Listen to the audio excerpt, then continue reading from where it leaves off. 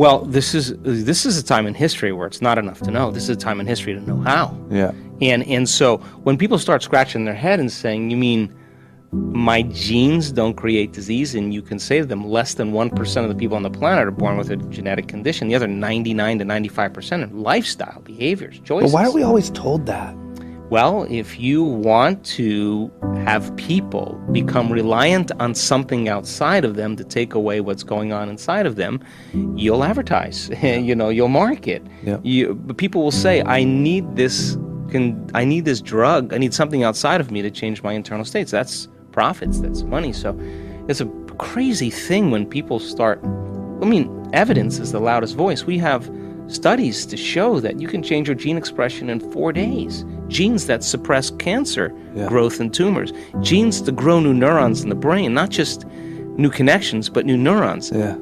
Genes for oxidative balance. And that's at almost any age? At any age. We randomly selected just, a group of people, and we had them think differently, make different choices, do different things, create new experiences, and feel new emotions. 4 days. They regulated 8 genes in common that literally would change their health.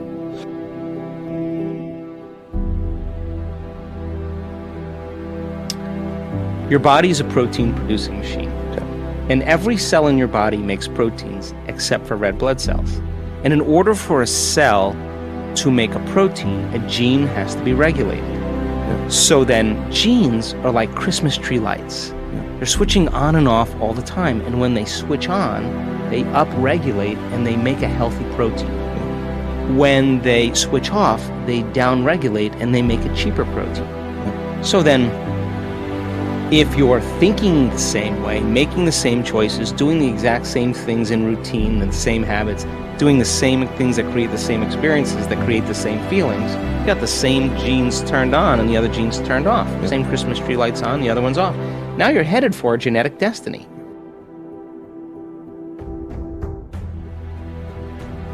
And if you don't know that you have control over your genes, then it never crosses your mind, right? Yeah.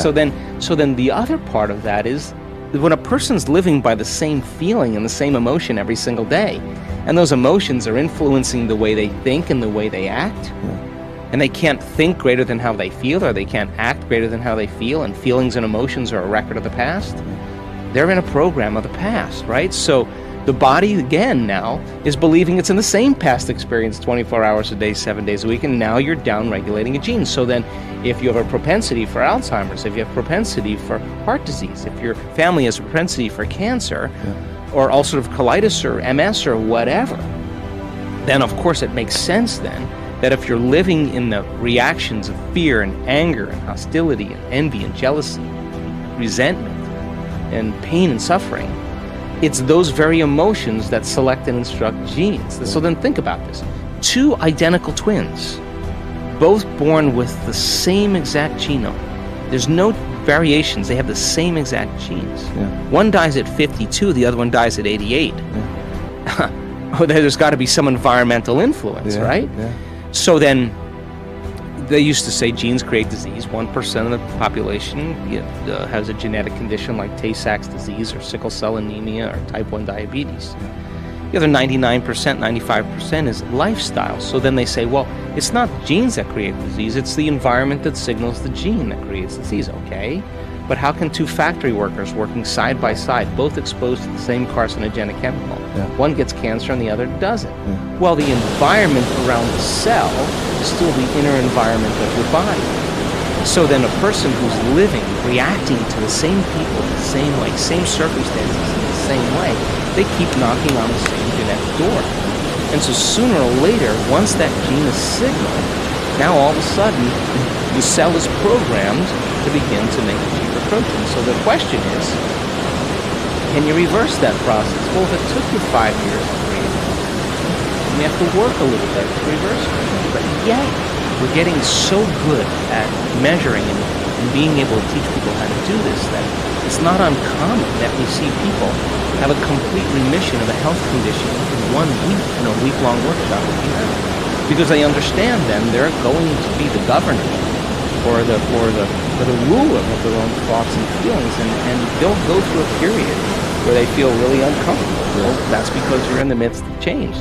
But they're willing to do it as long as they understand that if they keep changing the way they think, act, and feel, there should be biological changes that take place in the body, and that's exactly what we see.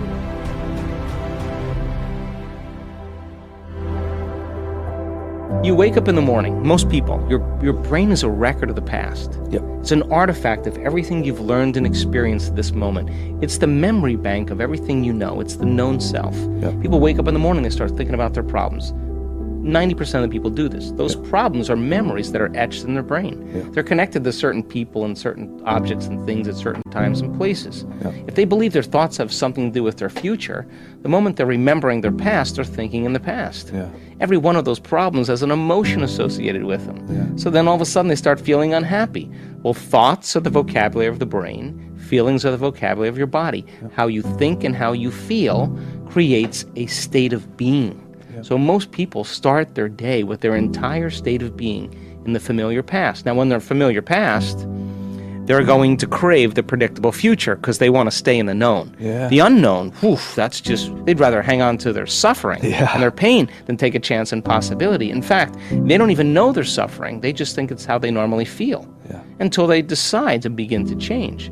So when we're studying spontaneous remissions, people kind of stumbled on this by trusting something innate in them, something intuitive in them. Not so mechanical, but just like, God, if I had another shot at life, how would I think? How would I act? How would I feel? Who would I become? Who will I be? And they began to change by thought alone. The last thing they had in common, which was really incredible, is that when they closed their eyes and began to image who they wanted to be when they opened their eyes, they lost track of time and space. When they opened their eyes, they thought it was 20 minutes later and it was an hour later. Because the frontal lobe, that's the creative center of the brain, began to lower the volume to the circuits in the brain where you process space and time. Now your inner world becomes more real than your outer world.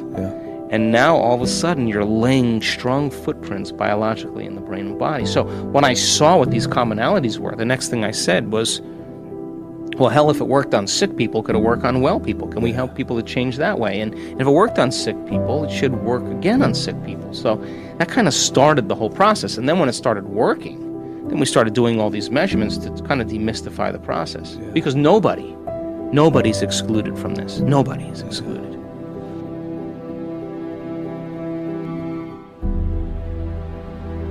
Trauma is the stronger the emotional reaction you have to whatever's causing it. The more altered you feel inside of you, the more you pay attention to what's causing it. And the brain holds the image and freezes it and takes a picture. And now you emboss that neurologically in the brain.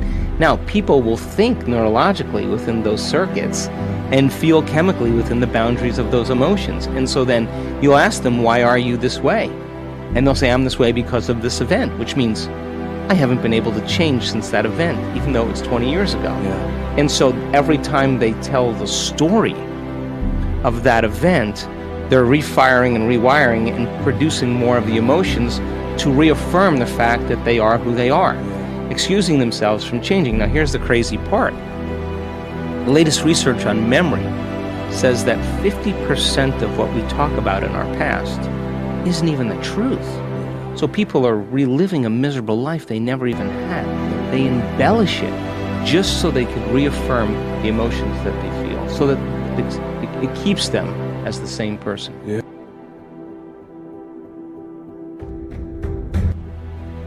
I studied biochemistry in undergraduate school, then I went to chiropractic college, and in chiropractic college you have a lot of neuroscience because you're treating the nervous system through the spine. So I had a lot of experience in central nervous system, peripheral nervous system, autonomic nervous system. I know a lot about it, knew a lot about it.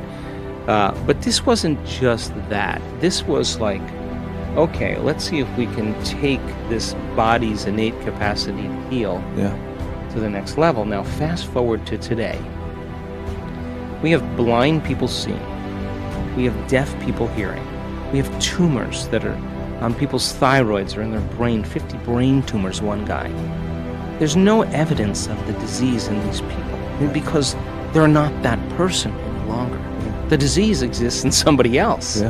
They became a different persona. So So then evidence becoming the loudest voice, we have the scientific evidence that you can strengthen your immune system, you can signal new genes, you can change your genetic future, you can create more brain and heart coherence. You have all the scientific data to show what's possible, change your neurotransmitters, all that.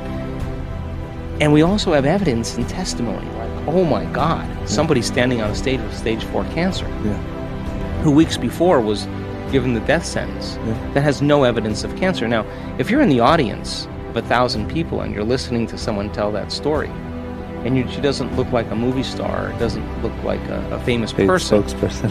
she just looks like a normal person, you're going to start scratching your head and start saying, if she can do it, I can do it too. And numerous people in the audience are like, I'm in. Now, you help me. Now I can do it. And it's not anything that she's telling them to do. The story, allegory, is the greatest way people begin to learn. So evidence becomes the loudest voice, because all of a sudden, if you can do it, then I can do it. And so you're not doing it to outshine somebody. You're up there to say, I did this and so can you. Now people are starting to take their power back and say, whether they're treating or not, I'm going to try this out. And that's just your body. Never mind the incredible opportunities you can create in your life when you change how you think and feel. Yeah.